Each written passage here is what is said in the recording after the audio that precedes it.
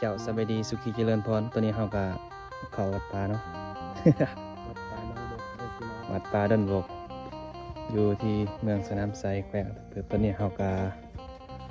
ข้าพเจ้าและอาตมาจะได้ย่างเข้าไปเบื้องสำรวจถ้ำเก่าเพิ่น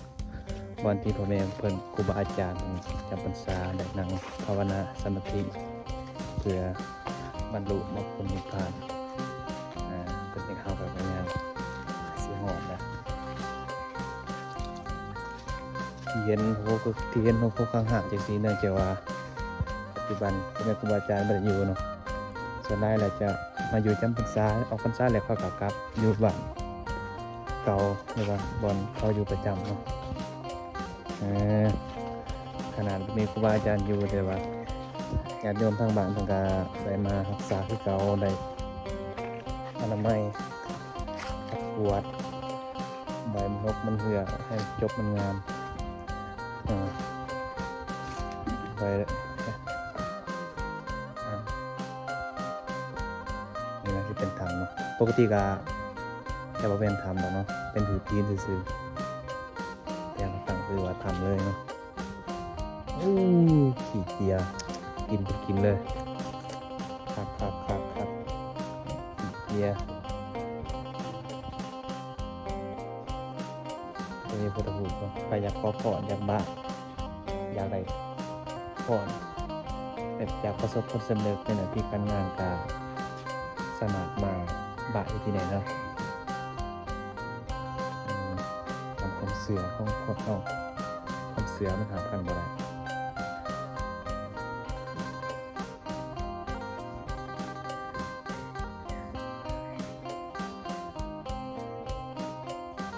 ตะกี้จะมี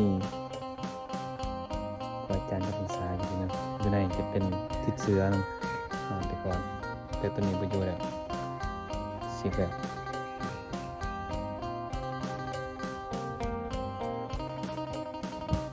นี่จะเป็นบรรยากาศเบื้องหน้าธรรมจะมีต้นไม้หลากหลายชนิด กาห่มเย็นเหมาะสมกับการวิเวกปฏิบัติสมาธิภาวนาเหมาะกับสายวัดป่าไปสายวัดป่าภาวนาเดินจงกรมทุดงป่าแบบนี้เหมาะสมเนาะอยู่ป่าอยู่ดงอยู่ใกล้ปราสาทอีกนี่ก็จะเป็นครูบาอาจารย์มีเพื่อนที่มาเรียนบากันมาเยี่ยมยามบ้านเมืองบ้านเมืองเขาคือการกับบ้านเมืองเขาอยู่ว่านี่นอนนี่แหละเราจะมีการแตกต่างกันทางด้านภาษาวัฒนธรรมประเพณีแต่ละบ้านแต่ละท้องถิ่นมันจะคือกันเนาะแต่จริงคือการคือเป็นคนคือกัน จิตใจมุดใจสำนึกคือกันเนาะ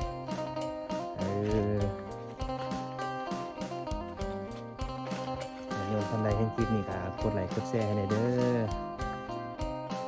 ก็เดี๋ยวไปสิพอตอนนี้ไปยางกาเกือบทีหอยเนาะเกือบทีอ่อมเดินวัดเลยทีมงานเรายางป่าของใกล้เส้นทางนี่กะสีทางกันยางไปเลยกะสีหอดทางบ้านอ่างมุทองบ้านต่างใหม่ของบ้านประสบภัยกันเนาะบ้านประสบภัยกันปี2018กับสนามไซสกอนกาทางนี้ก็ยังเป็นป่าต้องดิบหมดเลยหลังจากนี้ต้องการมันก็เดี๋ยวจะเป็นดินมันรถ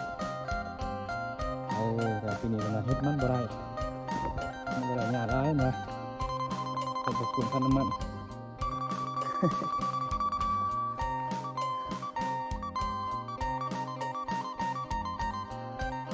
ทางบุกเป็นผู้ตัดตาตอนนี้เขาเป็นผู้เป็นเดียวกันกับผู้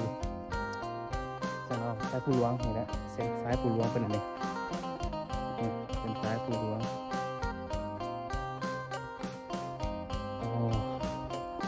ตัวนี้ก็จะออกไล่เติบตัวดินอัดจะสีของสมัยนอกบันนตัวอย่างข้าวเดียวก็จะออกเบิดเลย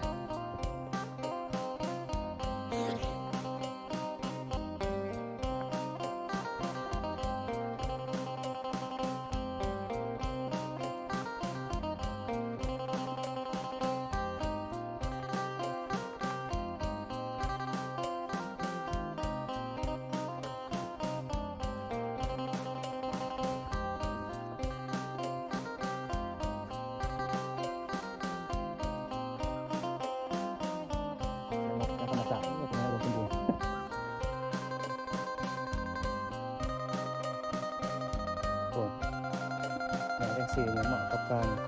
เลี้ยงงัวเลี้ยงกล้วยได้หมดพี่น้องเลี้ยงมากอย่างสาปลูกมันเนี่ยก็สิว่าบ่งามนะจังซี่หัวร้ายต้นเม็ดใหม่ๆเศร้าใหม่ๆก็สิงามแน่อยู่เนาะปีที่สองปีที่สามนี่ก็เริ่มเปลี่ยนเนาะดินแข็งตัวมันก็สิเป็นไง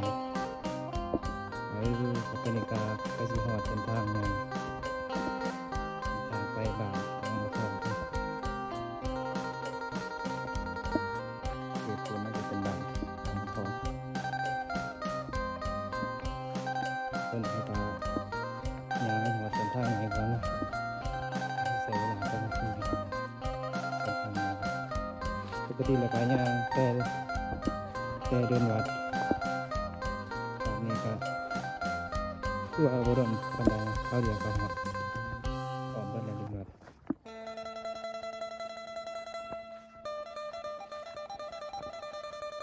ดินเทนี่ก็งามเลยเนาะอิฐเป็นบอนสูงโน่นสูงปลอดภัยน้ำท่วมจากธรรมชาติเพื่อนแต่ก็สิบ่ฮอดเนาะดินสูง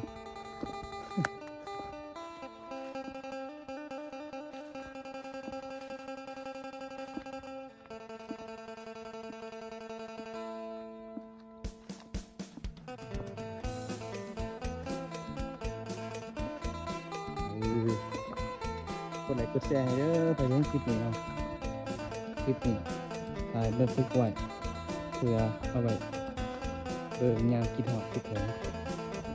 พวกเราที่ฮอดยามกำลังเดินยางเลาะออกซื่อเนาะแต่ว่าไปสำรวจสักหนึ่งกินวัดเป็นวัดตาบางคนมาเป็นตาเนี่ยเดินวัดกินวัดตาต้องดีสิบาอย่างน้อยเนาะตาอาจจะสปอร์ตอยู่ในนั้นก็ระวังหลายเม็ดเป็นบอลทั้งคนตาฟังที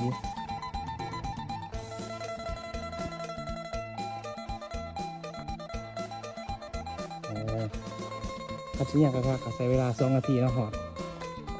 รวมๆแล้วก็ทั้งหมดก็ประมาณ7 นาทีหรือ10 นาทีเนาะยากออกทางวัดขอบเป็นทางไงเบื้องอ่างมะทอง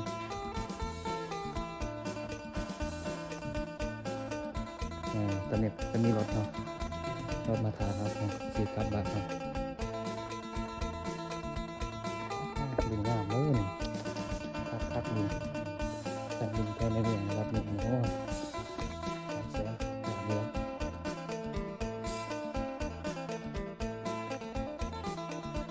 ดินเป็นเพื่อนโอ้เพื่อนให้เบิ่งไปเห็นบ้านนึงไปเลยแล้วก็มีดินนี้ออกมานะเชื่อมแดงเชื่อมสีนะ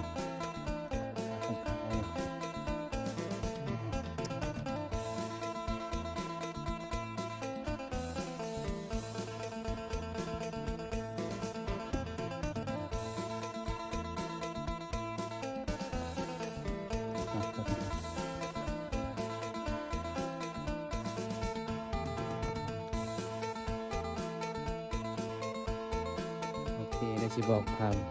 ได้สิบอกโซเฟอร์รถพาไปโ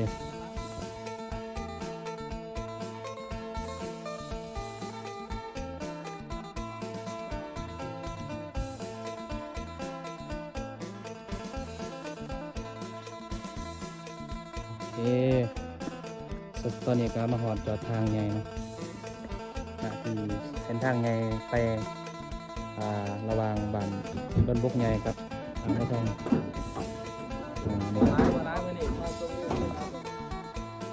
เส้นทางไงเนาะทางบนจะเป็นทางบ้านอ่างมะทอง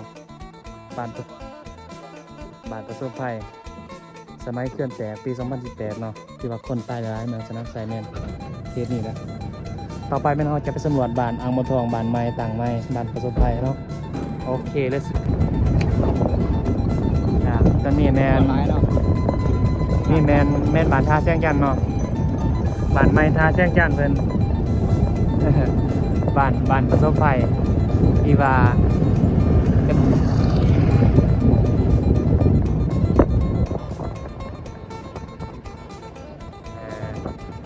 เดี๋ยวตอนนี้เฮาก็จะได้เบิ่งบ้านเก่าบอนประสบภัยบ้านท่าแสงจันทน์แล้วเนาะก็สิไปเบิ่งจุดที่ว่าบ้านเก่าเขื่อนแตกที่ว่าบ้านประสบภัยไปเบิ่งบ้านเก่าบอนเขื่อนแตกมันสิเป็นจังไดก็ลองมาเบิ่งแล้วกันเนาะอ๋อวัดกะ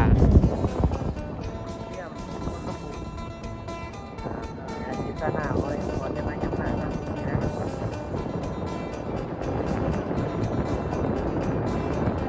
พี่น้าข้างนอกโอ้ยใจต้นเขาเว้ย บ้านแดงนั่น เออ ใกล้จะตอน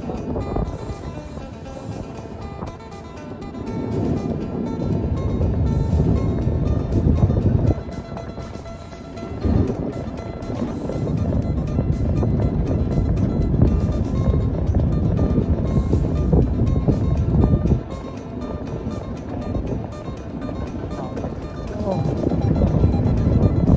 คิดไปก่อน ไปก่อนสารวัตรเรา เออ เป็นตัวแทน ว่าสิไปก็ดีอยู่ไม่ได้จะเป็น ยาเนี่ย บ่อาสาวอาสาว ตายกับคุณควัน เนี่ยมันเอาอยู่ตรงก่อนเนี่ยยินดีจะเป็นตรงไหนตรงหน้าเนาะบ้าน น้ำได้นะ จะเป็นตรงหน้าของสาวบ้านท่าแสงจันทน์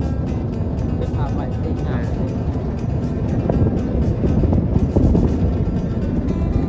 ก่อนยังไม่ย้ำหน้าเป็นตำรวจเลย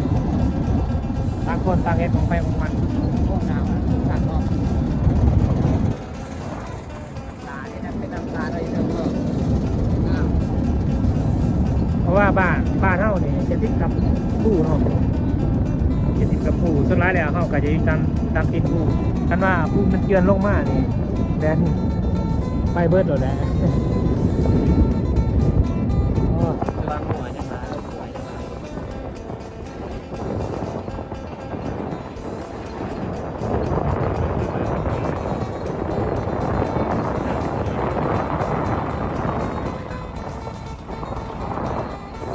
บ้านเฮา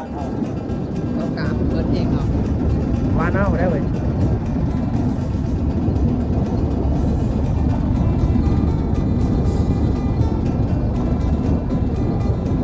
ที่มากล้วยกินทำปะ อย่าเลย เอายาวะเนี่ยเอาแบนเขาหน้า ถ้าเขาบ่ทันเกิดใหม่อ่ะนะเขามันเกิดใหม่ซื่อ เก่าเกินไปเที่ยวงามดีกันนะเนาะ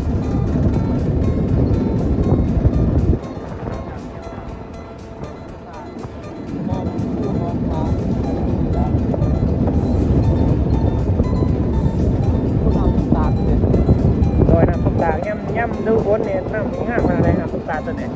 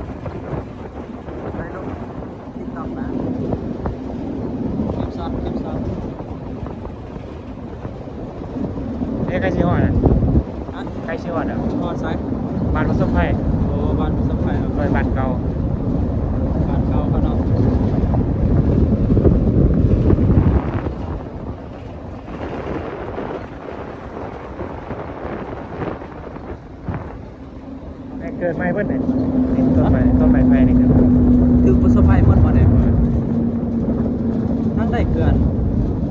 เริ่มก่อน โดน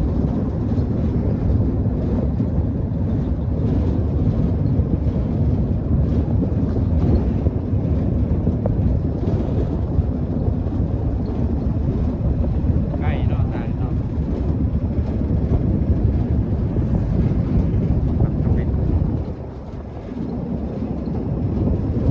เซเปียน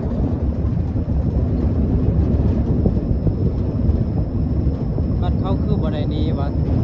ได้เฮือนยังเรือลำเดียว ฮะ เฮือนยังเรือลำเดียว